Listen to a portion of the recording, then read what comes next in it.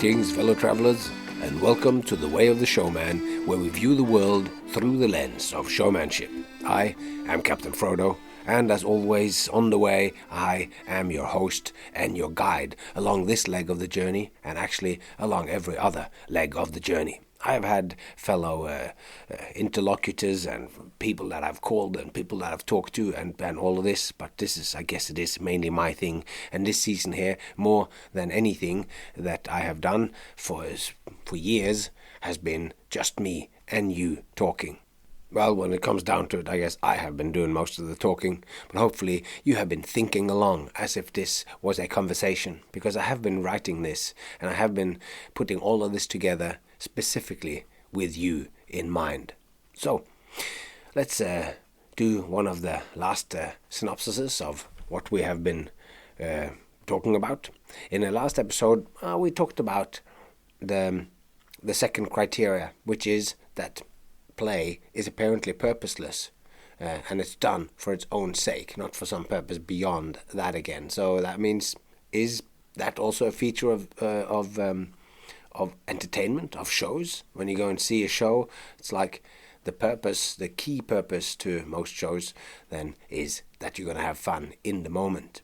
I start talking about a show that has a purpose beyond itself, and I'm jokingly or whatever, jovially calling it Have Fun with Recycling, which is a kind of show where the message is much more important than what the joy that comes out through the show.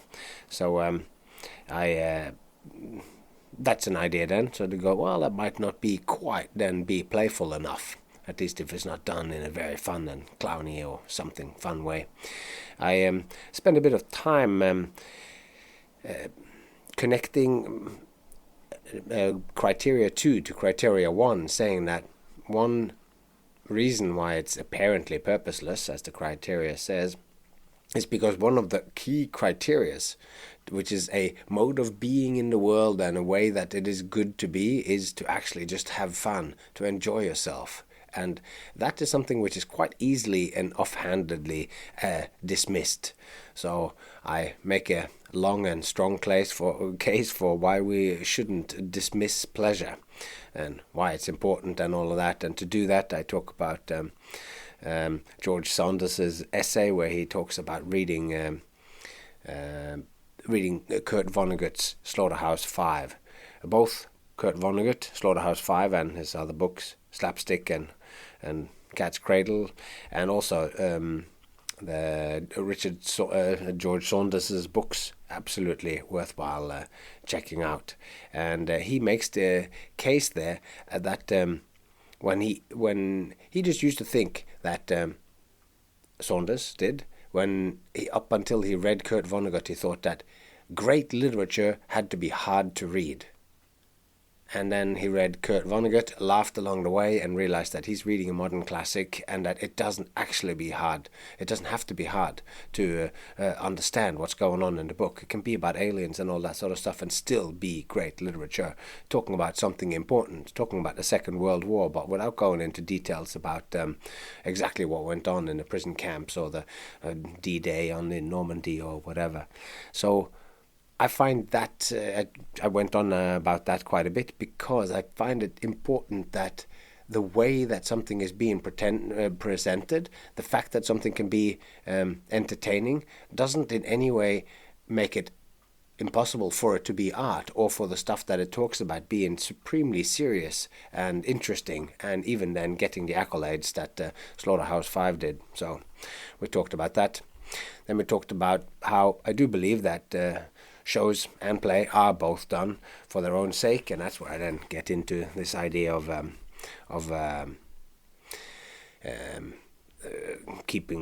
making sure that we're not there for some other reason, that the kids will smell that you're there to talk about religion, or you're there to talk about fun with recycling. Then we went into a little bit more of a philosophical thing where I talk about authenticity and art, and I do that by putting up against each other something from J.F. Martel's brilliant and deeply resonant book Reclaiming Art in the Age of Artifice, where he talks about art as being something which experience and the experience of it elicits astonishment, and I connect that together with Paul Harris's opening essay of his book of magic tricks called The Art of Astonishment. So two things that are J.F. Martel, one of the hosts of Weird Studies, is someone I had just discovered, and Paul Harris is a magician that I discovered possibly in the late 80s or early 90s, as me and my dad were going to magic conventions. So I don't know if I caught all the things and made all the points from last time, but if you want all the points from last time, go back and listen to the other episode. You might be surprised at how much different stuff you pick up this time when you're not listening to it the first time. I have done that a few times with lecture series where I thought I had a measure of that series, and then I went back and I realized that, oh wow, there's so much there that I didn't hear the first time because I just was busy taking in other parts of the ideas. So you can do that, and all of that is free. And it's free because I am the sponsor, today's sponsor, and the sponsor of every episode. And if you want to do me a favor, then what would be really awesome was if you went to Apple Podcasts, left me a 5-star review, or even better, tell someone that this podcast exists, and that if you want to deepen your relationship to your art and your craft as a circus performer or as a magician or whatever that is, as a performer, as one who faces the other way, looking at an audience with you having an authentic desire to present something that can move them, then this podcast is for you. And if your friend is interested in those things, then this podcast is for them. If they're just an enthusiast for play, if they're just interested in being in the world in a way that is sweet and that takes in the finer, subtler things so that you're in a deeper and more beautiful conversation with the world, then this podcast is for you or for them. It'd be great if you did that. Anyway, enough of me trying to ask something from you that would be free. Now let me give you one of the final episodes of this here season for free. Let's jump into the world of ideas again.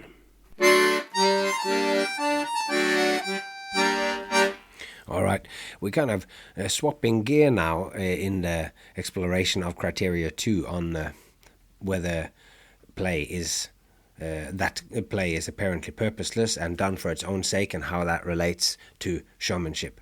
And the swapping gear is to jump into friendliness, because I believe there is a strong similarity between the concepts of friendliness and play, and thus also with showmanship. One important thing is that they are all relational rather than solitary phenomena. They are more about relationships than who or what's relating. Friendliness and play are ways of being in relation to someone or something. We can be friendly with other people, with animals, with trees, and if someone said, "Oh, we should be friendly with the Rocky Mountains," then I reckon we would understand the gist of what they meant. If you're friendly with a mountain, you would not explode away its peak with mountaintop removal mining. I think that's fair to say. Play is a way of being in relation to someone or something, but particularly someone. Like when we are playing a game or doing a show, or friendly with something, as in when a child relates to her toys, or even in relation to themselves, as in solo role-playing when a kid is in the backyard imagining that they're a superhero. All three, showmanship, play, and friendliness, seems to be ways of relating which takes the reality, experience, and value of someone or something serious. It's to take the reality, experience, and value of someone or something else, someone other, take that seriously. It is to acknowledge the other and cherish the opportunity to connect. It's about care for the other and care for the relationship itself. It's about wanting everyone or everything involved to get the best out of the situation. We are friends to be friends, not to get something else from the other. If this is the goal of the friends, that you want to get something more from them, then it's not really friendship in a pure sense. Situations like these are absolutely valuable in and of themselves, and like friendship, that meaning not wanting to get something else from your friend. I'm friends with you because I want to get the benefits, or I want to have access to buns, cinnamon buns, and I want cinnamon buns.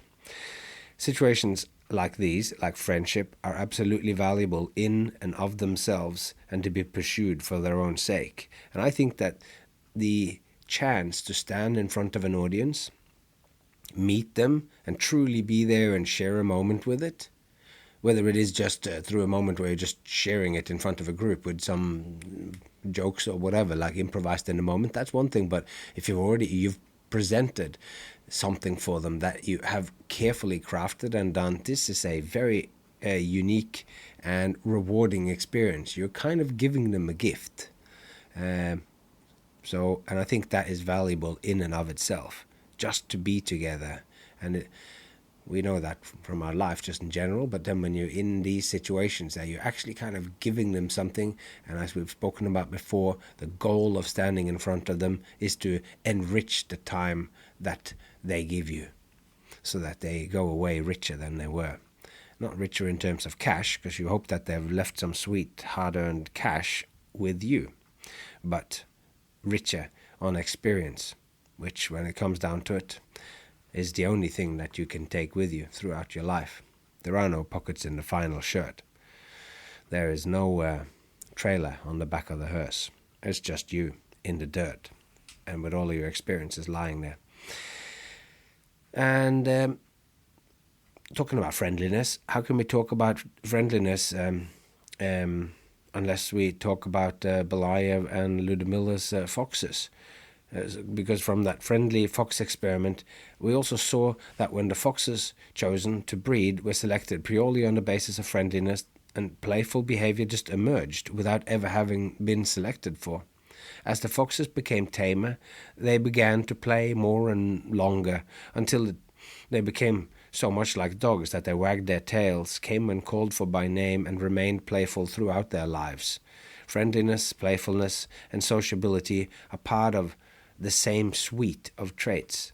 The foxes were selected for friendliness, but it's quite probable that had they been selected for playfulness, then they might also have become more social and friendly.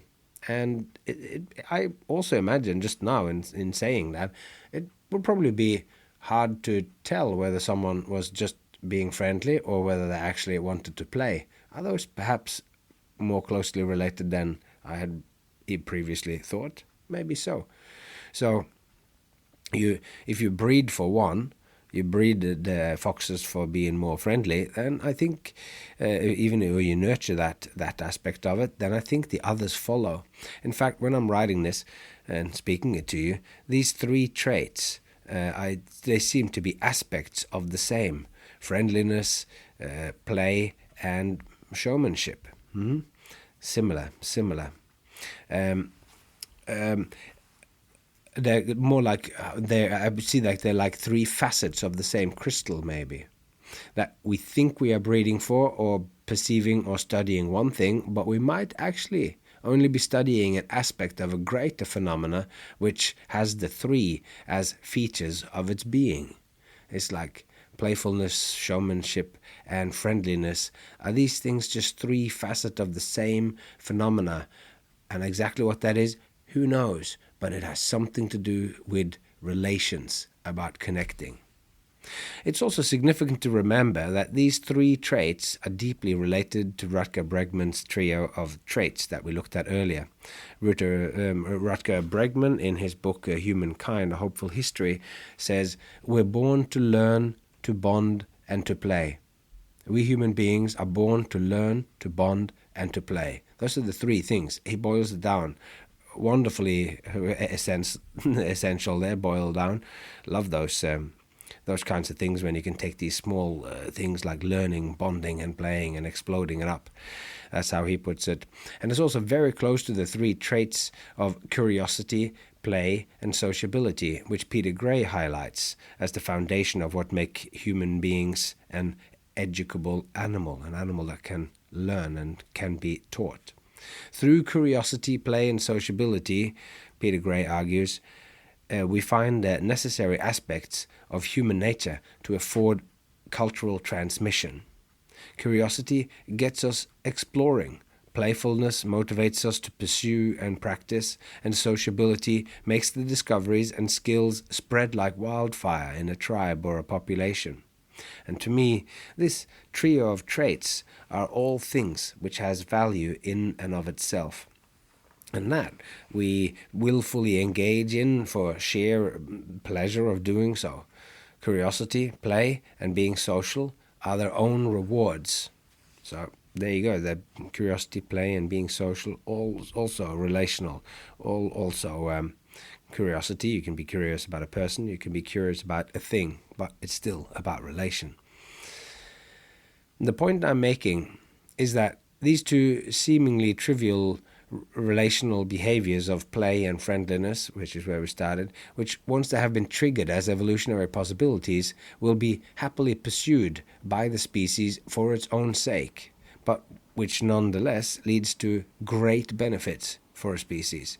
The process of selecting from one simple trait, friendliness, and of engaging in one simple activity, play, has a panoply, just a myriad of positive properties, piggybacking on them. We reliably live better lives, happier and healthier lives, when we let ourselves give into this whole of this greater whole of which friendliness and playfulness are parts. And this is why criteria 2 has to say apparently purposeless, because although it is done for its own sake and not immediately, and not for some immediately apparent long-term purpose, the benefits it affords are still many and valuable.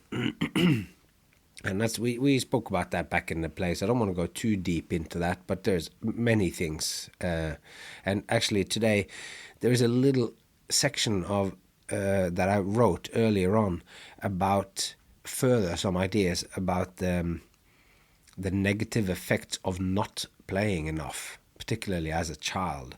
And it's something that I based on an article by Peter Gray that we've just spoken about. So I've figured, because this episode I thought it was going to be a little bit short, but now I think I'm going to read that as well before I then highlight that and contrast it with a little sojourn into seeing, is there such a thing then as if there is a play deficit, that you might not play enough, is there such a thing as a show deficit?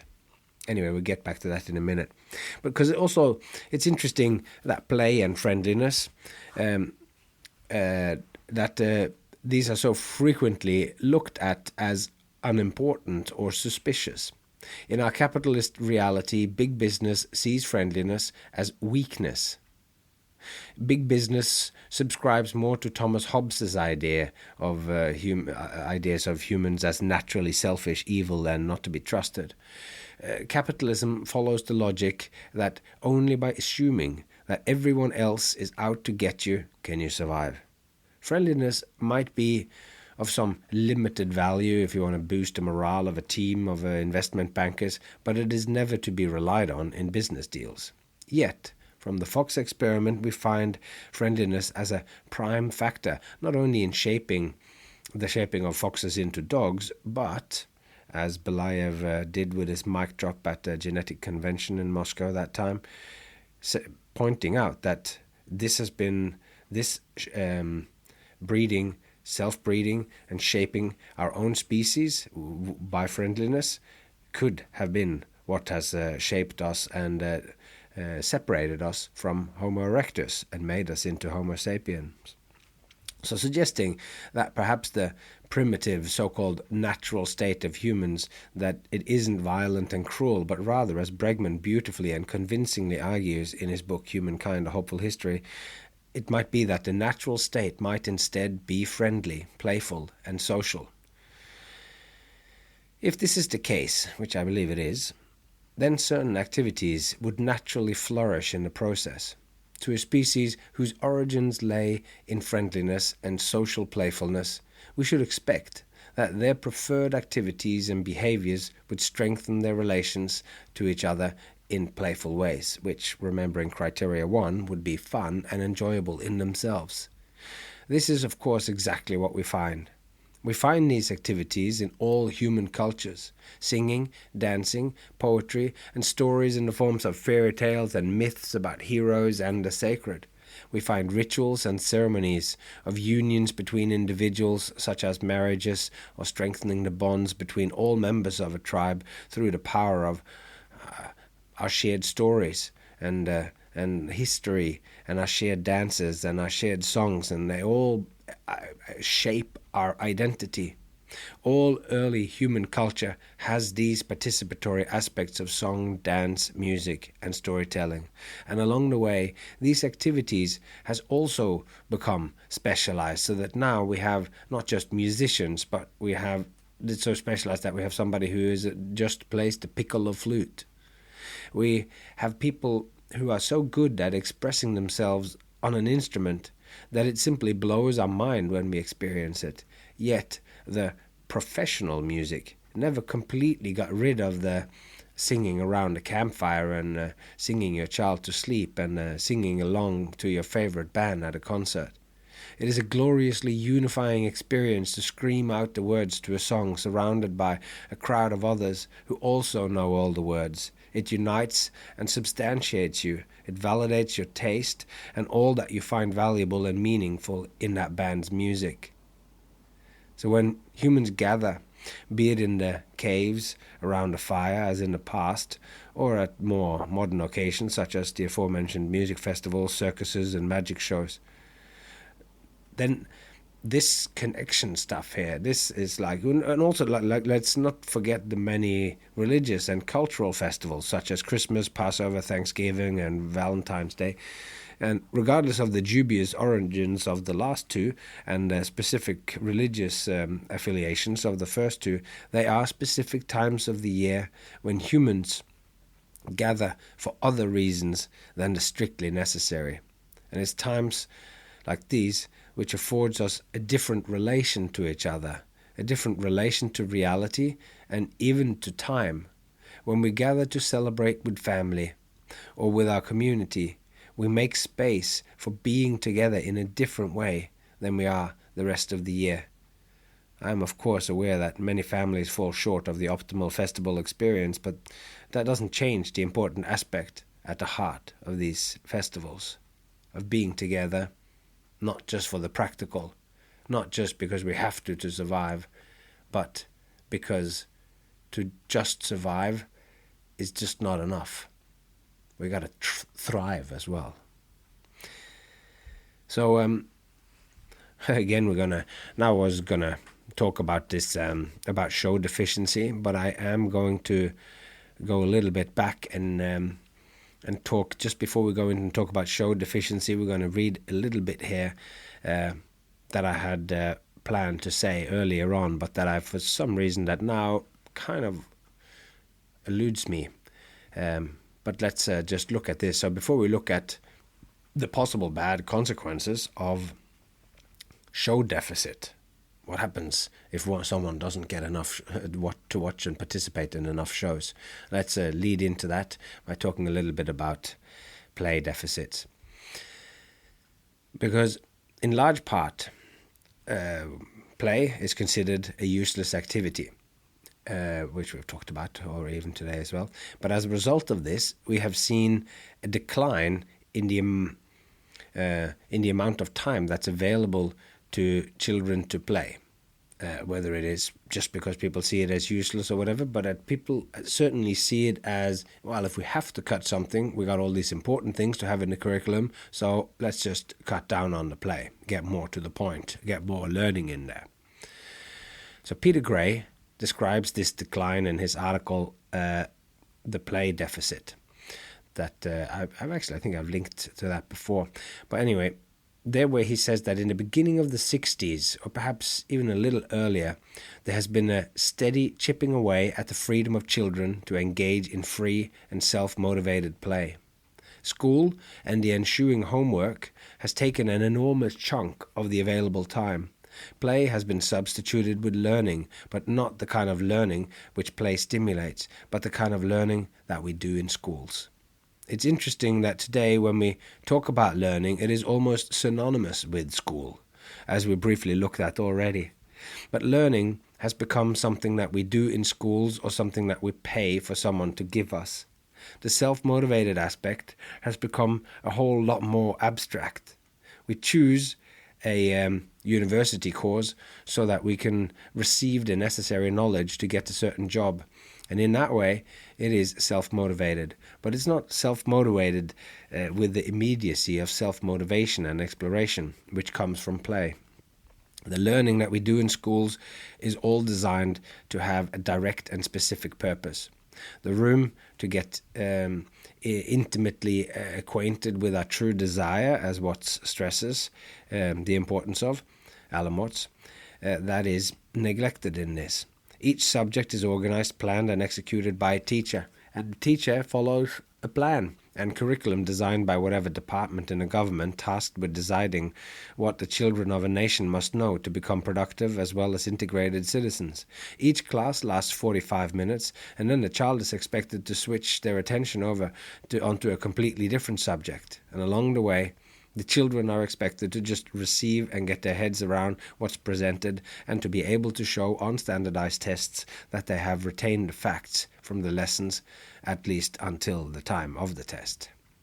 It seems to me a pity that the specific skill of discovering one's true desire is neglected in this form of adult-steered learning. Is there a problem in this play deficit, though? It turns out that there is. In his article, Peter Gray goes on to say that mirroring the decline of play through the last decades, we see an increase in childhood mental disorders. And this following quote from the Decline of Play article shows the severity of the situation. Quote, "It's not just that we're seeing disorders that were overlooked before. Critical questionnaires aimed at assessing anxiety and depression, for example, have been given in unchanged form to normative groups of school children in the US ever since the 1950s. Analysis of the results reveal a continuous, essentially linear increase in anxiety and depression in young people over the decades, such that the rates of what today would be diagnosed as generalized anxiety disorder and major depression are 5 to 8 times what they were in the 1950s. And over that same time period, the suicide rate for young people aged 15 to 24 has more than doubled, and that for children under the age of 15, suicide rates has quadrupled." End quote. Of course, correlation is not causation. Just because the two things coincide in time does not necessarily mean that one causes the other. But if you go beyond the article of the play deficit and further into his book, Free to Play, Gray argues very convincingly that if one takes away the freedom of children to play, one should expect exactly the kind of consequences described above. What children gripped by anxiety and performance pressure needs is not more schooling, more adult-steered activities, or more testing. They need more freedom. They need the relaxed field where play is king. If given this kind of freedom, all children, as the example of children in concentration camps so darkly shows, I talked about that many episodes ago, given the chance, they will play. And through that play, they will work through and process their environment themselves, and they'll work out how to fit in. By understanding the environment, by understanding themselves, they can make it fit. And by being the chance to discover what they like doing and what they really desire, they will then learn to fit in. They will master, and they will then become masters of their own situation. So getting back on a playful track, is far from trivial and non-serious as as you might think it is. In fact, being on a playful track and being playful in life, particularly for children who are the king players, queen players of the human species, getting onto that track, being playful, that's about as far from trivial and non-serious as you could possibly get. If we consider the findings of Peter Gray as at least part of the problem, then we see that play is as serious as life and death. Yeah, so yeah, that's some rough stuff right there. But it does then mean that there is absolutely such a thing, and child psychologists are talking about this, not whether it exists, but how it manifests and all that. So people talk about play deficiency, and there some really, really terrible people, noticeable for being terrible.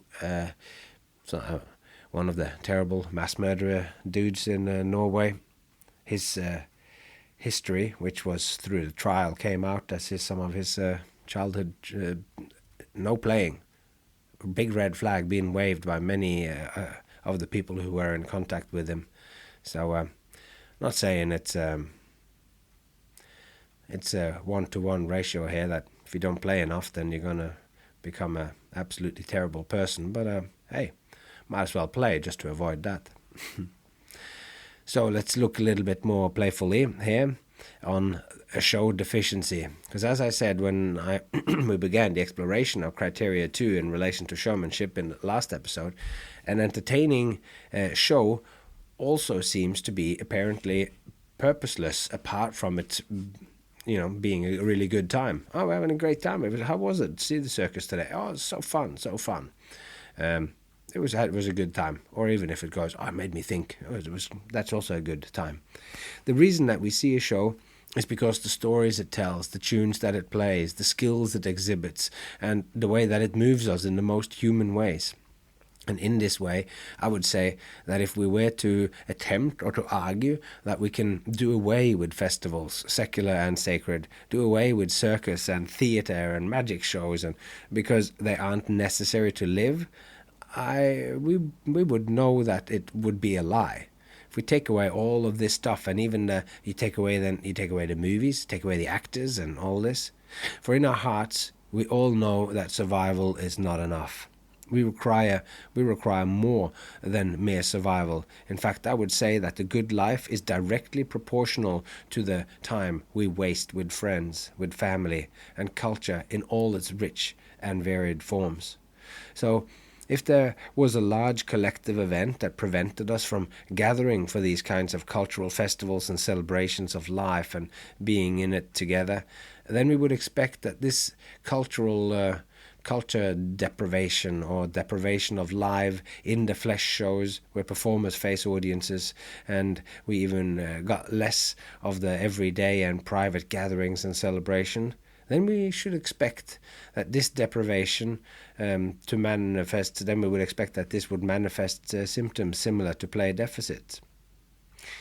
So to remind us what these play deficit things are, I just reminded you with a whole bunch of terrible stuff and suicide rates and I don't know what. But just to remind us of these, Dr. Stuart Brown, writes in his 2014 book, Play, How It Shapes the Brain, Opens the Imagination and Invigorates the Soul. He writes that sustained to moderate... no, not sustained, but that moderate to severe play deprivation, particularly during the first 10 years of life, is linked to major emotional dysregulation, i.e. increased prevalence of depression, a tendency to become inflexible in thought, diminished impulse control, and less self-regulation, poor management of aggression, and fragility and shallowness of enduring interpersonal relationship. Well, if that's not a list of things you don't want to struggle with, depression, inflexible thought, diminished impulse control, less self-regulation, poor management of aggression, fragility and shallowness of enduring interpersonal relationships, that is a dark time indeed. So, As it is, we did relatively recently have such a cultural deprivation event in the COVID-19 pandemic. And 1 year into the pandemic, World Health Organization reported a 25% increase in depression and anxiety-related illnesses. Whoever lived through the pandemic and didn't experience major emotional dysregulation, which is many, I hope, but few, I think. The reason for this increase in emotional dysregulation during the pandemic are, of course, complex and varied, but a key feature of what came to define this time from 2020 and for the next few years was social isolation. Those of us who make a living in places where people gather had a hard time in this period, since the main tool in curbing the spread of the virus was to avoid group gatherings. And this became a time of Zoom shows, of digital conferences and home offices. So it was not only the lack of shows and concerts, but also a lack of social gatherings. And all the way down to schools and kindergartens, it was a time of being alone. Whilst all the while there was a pandemic raging and a media, social and traditional, which naturally amplified every single thing which could scare or anger people into keep clicking. And that said, there was also, of course, an extraordinary amount of love going around, people coming together in virtual spaces and doing shows outside the windows of nursing homes. As Dickens said, it was the best of times, it was the worst of times. It was the age of wisdom, it was the age of foolishness. It was the epoch of belief, it was the epoch of incredulity. It was the season of light, and it was a season of darkness. It was the spring of hope, and it was the winter of despair. It's almost impossible to pass out, though, these effects of being deprived of the activity of partaking in showmanship, of watching shows, and it might even be a rather diffuse question to ask, as art gatherings are so varied on the spectrum, from highbrow activities of fine art exhibitions, ballet and opera, to the lowbrow of street performance, circus, stand-up comedy, magic shows, and so forth. And the exact effects of missing out on these cultural gatherings would depend also to which extent that they play in your life. So those who, for whatever reason, socioeconomic or just taste, participates in these kinds of events, often would miss them a lot during the pandemic. And of course, those who spent no time on such events before the pandemic didn't miss them. They didn't know what they were missing out on. But this leads me to my feeling that entertainment and also the highbrow arts are like colors in the tapestry of culture. They're woven in and around everything else. Each different branch of art and entertainment is its own shade. Each enriches the tapestry of a healthy and engaged life. But if one color disappears, washes out in some event, or isn't present in someone's individual tapestry, it doesn't ruin the greater picture, though it does surely diminishes its richness. It surely diminishes its richness, even if it's just one color. If all kinds of cultural gatherings disappears at once, then there will be a more substantial negative space in the tapestry, thus showing more negative effects. Art and entertainment play subsidiary roles in the tapestry of life, yet even those who does not show up to see theatre plays and shows or go to art exhibitions participate in the wider culture of entertainment in the form of film, television series, documentaries, and almost infinite proliferation of content producers for social media, such as myself, I guess, YouTube and podcasters. And these content producers immediately filled in the gaps in the performance market. As soon as there were people with surplus time and attention from no longer spending these fundamental human resources of time and attention on catching up with extended family, friends, or any other social gatherings, there were literally millions of content creators that stepped up to fill the gaps. There are, though, plenty of studies that all agree that social isolation and loneliness reliably leads to adverse health consequences. Symptoms such as reduced immune function, sleeplessness, depression, and anxiety are the most common. But also, the ultimate personal expression of loneliness. Suicide, that too increases.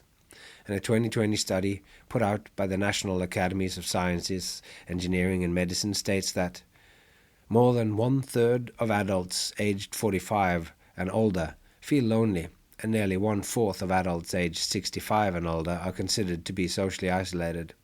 And in an article describing their findings, the effects of social isolation increased a person's risk of premature death to a degree which rivaled smoking, obesity, and physical inactivity. So what we see here, and what I want to point out and to point our attention to, is the general gist. It's the vibe, really, as the lawyer says in the gorgeous Australian movie called The Castle. It's the vibe, really, Your Honour, that's at fault here. It's the vibe. I'm painting in big brushstrokes, and with big emotional brushstrokes, I can paint as an amateur thinker and an artist and a writer about these topics, but I find that the general vibe shows without a doubt that there is a link between a lack of social gatherings and a negative psychological and even physiological way. So those things there, like I realized I've drifted away a little bit from that kind of direct thing of shows and purposeless and all of that. But all of this stuff here, I guess it's yet again, it's kind of playful. I'm playing with these concepts, and I am saying here that, there's no doubt that lack in play is bad for you. And there's also here in this, even though this is not something that comes from a book where it's all, I'm pulling these things together myself, and I believe that it is truth in it, but don't quote me on it, but quote me on it and say you would like to look into it. Maybe you would look into it. Maybe you know somebody. Maybe you know a play expert or something. Get them to think about that. There might be some better papers out there that describes just exactly what the mental state of the people were when the circuses closed down, but I haven't been able to find them. I hope maybe you do. Maybe you contact me. Anyway, next episode we're going to talk about the importance of self-motivation in play and how it directly relates to showmanship. And I got some interesting thoughts there, interesting in my own opinion, about are audiences actually self-motivated when they're just watching me rant on and do cool tricks? Are they actually self-motivated there? To find out, tune in next exciting episode. And I am excited to talk to you about it then. All right. We get to the end of this, and we're getting towards the end of the whole run of these things, and it feels like we've been on a big journey together. I really hope that you've enjoyed it, and I hope that you've been getting the most out of it. I hope that you're making these connections yourself, because this whole season has been an attempt for me to put you into this metaphoric kind of way of looking at life, and looking at that there's always more to it, whatever it is that we look at. We are always naming things too small, so I'm trying to grab onto all these little details and basically make these huge connections between performance, between showmanship, between facing the other way before a loving and interested audience, and life in all its aspects, evolutionary, biologically, and culturally, and all of this.